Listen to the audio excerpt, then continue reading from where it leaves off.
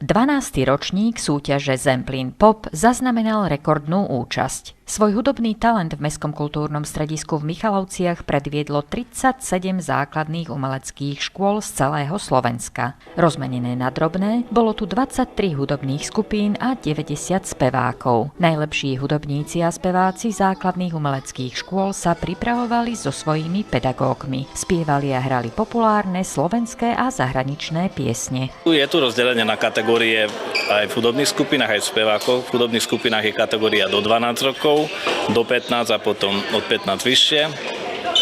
A sú šikovné deti. Stále z roka na rok kvalita je vyššia a vyššia, tak sa teším, že aj kolegovia, učitelia, pedagógovia robia dobrú prácu, lebo viem to porovnať, jak sme začínali pred 12 rokmi, aká úroveň bola vtedy, jak hrali tí žiaci vtedy a jak hrajú žiaci teraz. Takže z roka na rok to, chvála Bohu, stúpa.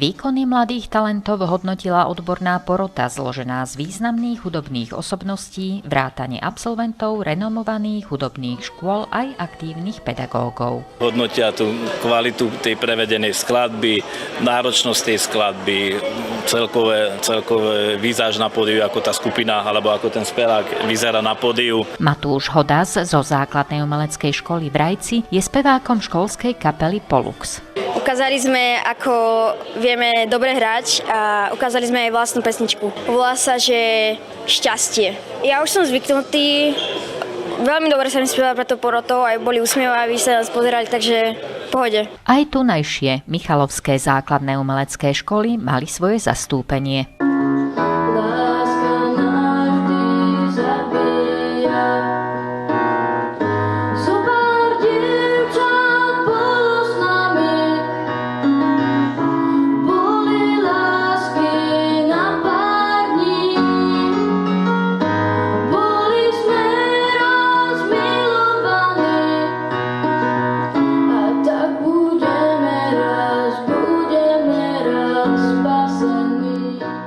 Na tejto súťaži som hral aj so skupinou na bicí aj na klavíri a som spieval. V speve som spieval skladbu od Pavla Haberu Boli sme raz milovaní.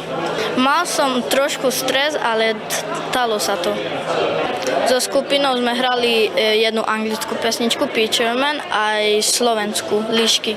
Najlepší súťažiaci budú mať možnosť nahrávať v profesionálnom štúdiu.